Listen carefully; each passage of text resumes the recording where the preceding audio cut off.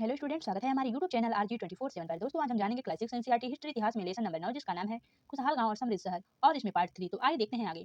मथुरा प्रस्तर खंडों तथा मूर्तियों पर अनेक अभिलेख मिले हैं। आमतौर पर ये संक्षिप्त अभिलेख हैं जो स्त्रियों तथा पुरुषों द्वारा मठों या मंदिरों को दिए जाने वाले दान का उल्लेख करते हैं। प्राय शहरों के राजा रानी, अधिकारी, व्यापारी तथा शिल्पकार इस प्रकार के दान करते थे। उदाहरण के लिए मथुरा के अभिलेख में सुनारों, लुहारों, बुनकरों, टोकरी बुनने वालों, माला बनाने वालों और इत्र बनाने वालों के उल्लेख मिलते हैं। मथुरा के उल्लेखों में व्यवसायों की एक सूची बनाओ। एक ऐसे व्यवसाय का नाम बताओ जो हड़प्पा में नहीं था। आइए देखते हैं आगे। शिल्प तथा शिल्पकार। पुरास्थलों में शिल्प के नमूने मिले हैं। इनमें मिट्टी के बहुत ही पतले और सुंदर बर्तन मिले हैं, जिन्हें उत्तरी काले चमकीले पात्र कहा जाता है, क्योंकि यह ज्यादातर उपमहाद्वीप के उत्तरी भाग में मिले हैं। ध्यान रहे कि अन्य दूसरे शिल्पों के अवशेष नहीं बचे होंगे। जैसा कि विभिन्न ग्रंथों से हमें पता चलता है कि कपड़े का उत्पादन बहुत महत्वपूर्ण था। उत्तर में वाराणसी और दक्षिण में मदुरई इसके प्रसिद्ध केंद्र थे। यहाँ स्त्री पुरुष दोनों काम करते थे। अनेक शिल्पकार तथा व्यापारी अपने अपने संघ बनाने लगे थे, जिन्हें श्रेणी कहते थे। शिल्पकारों के श्रेणियों का काम प्रशिक्षण देना, कच्चा माल उपलब्ध कराना तथा तैयार माल का वितरण कराना था, जबकि व्यापारियों की श्रेणियों का व्यापार संचालन करती थी। श्रेणियां बैंकों के रूप में भी काम करती थी, जहां लोग पैसे रखते थे। इस धन का निवेश लाभ के लिए किया जाता था। उससे मिले लाभ का कुछ हिस्सा जमा करने वालों को लौटा दिया जाता था या फिर मठ आदि धार्मिक संस्थान को दिया जाता था। आइए देखते हैं आगे। उत्तरी काले चमके पात्र। ये कठोर चाक निर्मित धातु की तरह दिखने वाले तथा चमकदार काली सतह वाले पात्र हैं। इसे बनाने के लिए कुम्हार मिट्टी के बर्तनों को भट्ठों पर उच्च ताप पर रखते थे। इसके परिणाम स्वरूप बर्तनों की बाहरी सतह काली हो जाती थी। इस पर एक पतली काली लेप भी लगाई जाती थी, जो इस बर्तन को शीशे जैसी चमक प्रदान करती थी। आइए देखते हैं आगे।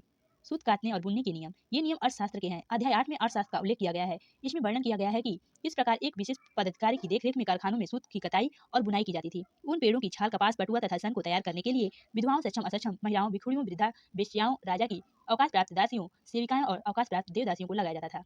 इन्हें इनके काम के गुणवत्ता के अनुसार पारिश्रमिक देना चाहिए। जिन महिलाओं को बाहर निकलने की अनुमति नहीं है, वे अपनी दासियों को भेजकर कच्चे माल को मंगवा सकती हैं, और या फिर तैयार माल उन्हें भिजवा सकती हैं। वे औरतें जो कारखानों में जा सकती हैं, उन्हें अपना माल कारखाने तक तगड़े से ले जाना पड़ता था, जहां पारिश्रमिक मिलता था। इस समय माल को अच्छी तरह जांचने के लिए रोशनी रहती है। अगर निरीक्षक उस औरत की तरफ देखता है या इधर उधर की बातें करता है, तो उसे सजा मिलनी चाहिए। अगर औरत ने अपना काम नहीं पूरा किया, तो उसे जुर्माना देना होगा। इसके लिए उसका अंगूठा भी काटा जा सकता है। आइए देखते हैं आगे। सूक्ष्म निरीक्षण। अरिकामेंडू।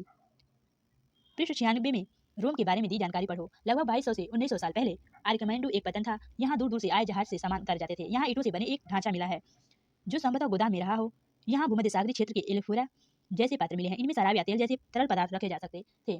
इनमें दोनों तरफ से पकड़ने के लिए हत्थे लगे हैं। साथ ही यहाँ एरेटाइन जैसे मुहर लगे लाल चादर, लाल चमकदार बर्तन भी मिले हैं। इन्हें इटली के एक शहर के नाम पर एरेटाइन पात्र के नाम से जाना जाता है। इसे मुहर लगे सांचे पर गीली चिकनी मिट्टी को दबाकर बनाया जाता था। कुछ ऐसे बर्तन मिले हैं जिनका डिजाइन तो रोम का था, किंतु वे यहीं बनाए जाते थे। यह रोमन लैंप, शीशे के बर्तन तथा लाल रत्न भी मिले हैं।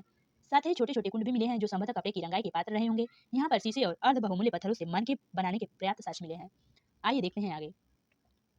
अत्यंत्र। मानचित्र 6 में रोम को ढूंढो। यह यूरोप के सबसे पुराने शहरों में से एक है। इसका परिणाम विकास के लगभग तभी हुआ जब गंगा के मैदान के शहर बच रहे थे। रोम के बहुत बड़े साम्राज्य की राजधानी था। यह यूरोप, उत्तरी अफ्रीका तथा पश्चिमी एशिया तक फैला साम्राज्य था। इसके सबसे महत्वपूर्ण शासकों में से एक अगस्टक ने करीब 2000 साल पहले शासन किया था।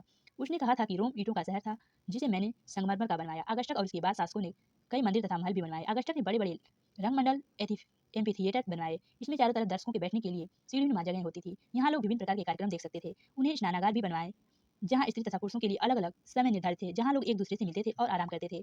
बड़े बड़े जलवाही सेतु के जरिए शहर में स्नानागारों, फव्वारों तथा गुसलखानों के लिए पानी लाया जाता था। धन्यवाद दोस्तों। इस क्लास की अगले लेसन की जानकारी हम अगली वीडियो में देंगे। अगर वीडियो पसंद आएगी तो लाइक, शेयर, सब्सक्राइब, कमेंट करके जरूर बताइएगा। तब तक के लिए धन्यवाद। जय हिंद, जय भारत।